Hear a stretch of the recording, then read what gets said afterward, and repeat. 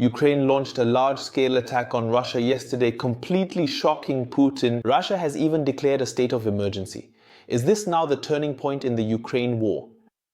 Let's take a look at this explosive development. Here we go. We all still remember last year when Ukraine carried out a widely announced and long-prepared counter-offensive, which was indeed very significant, extremely impactful and highly anticipated. However, back then, at that time, it was a complete disaster, and the counter-offensive in 2023 was a total failure, especially because the media had extensively announced this large-scale offensive at that particular moment in time, allowing Russia to prepare for the counter-offensive.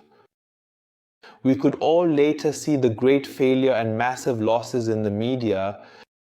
This week, however, Ukraine, in a surprising move, approached the situation differently. It launched a new large-scale offensive without any prior notice, and this time told no one about it.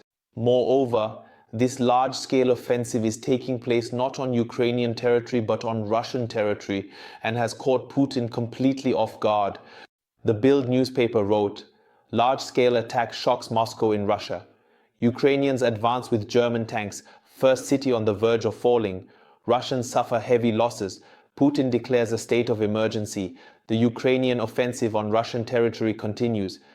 Russian war correspondents avoid severe, dangerous situations and rage against the army leadership. Now, recordings show that Ukraine deployed at least 3 German Marder infantry fighting vehicles, and yet the Ukrainians are apparently advancing further towards Torhymov. The chief foreign affairs correspondent of the Wall Street Journal and Ukraine expert reports that Ukrainian forces are said to have brought the city of Sucha completely or mostly under their control and have reached the town of Korenjau. Overnight, they have advanced further in the area around Malaya Noka in the north. According to these reports, Ukraine is indeed advancing into Russia and has captured the first towns, and even the first cities there with tanks. And the Bild newspaper is indeed reporting further successes for Ukraine. In fact, this also led to battles against the troops of Chechens under Bord Kadunov.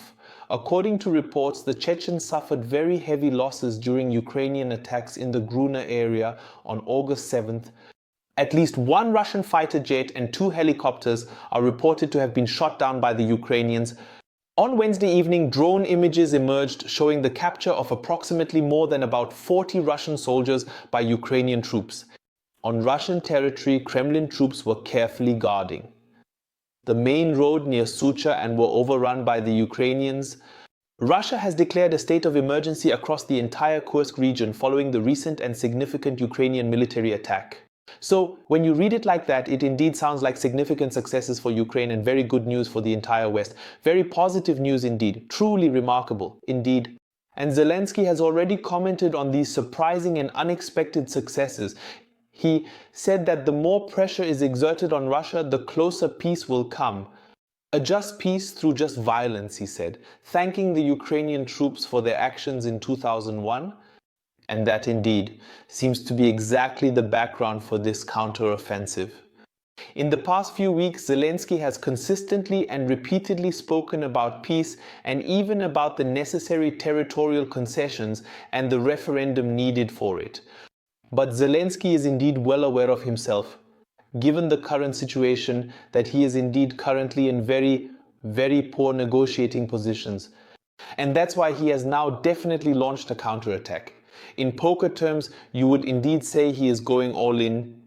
Zelensky is trying with this counterattack in an effort to push back and repel the Russians, or at least significantly distract them, and thereby relieve the main front in the east. Zelensky is indeed trying to strengthen Ukraine's overall negotiating position, as he himself speaks of peace negotiations with Russia this autumn. The big problem with the whole situation is that this military counteroffensive operation is indeed purely a suicide mission and absolutely just a diversionary tactic. Our media, like the Bild newspaper here, are indeed trying to sell this large-scale attack as a huge success, and any amateur can see that this counteroffensive hardly achieves anything. Neither are any strategic positions taken, nor are any strategic targets hit, nor can the positions be held and consolidated. I mean, just look at the Bild newspaper, how they report on the success with the German Marder tanks in the offensive. They even write about it twice. Why is the Bild newspaper reporting so extensively on the Marder tanks? Where are the actual battle tanks for an offensive? Where are the many Leopard tanks delivered by the West? They are all already wrecked, thus an offensive is being carried out with infantry fighting vehicles. And that's why in their very last aside with 3 measly lines, the Bild newspaper finally comes out with the truth. They write that while Ukraine is indeed advancing in Russia, the Russians are actually making successful advances in eastern Ukraine. The Ukrainian front is crumbling more and more there. Kyiv might be hoping to relieve the front in the Donbass somewhat with the counter-offensive. And the Ukrainian military blogger, a former officer of Ukraine, writes that the situation towards Pokrovsk is critical.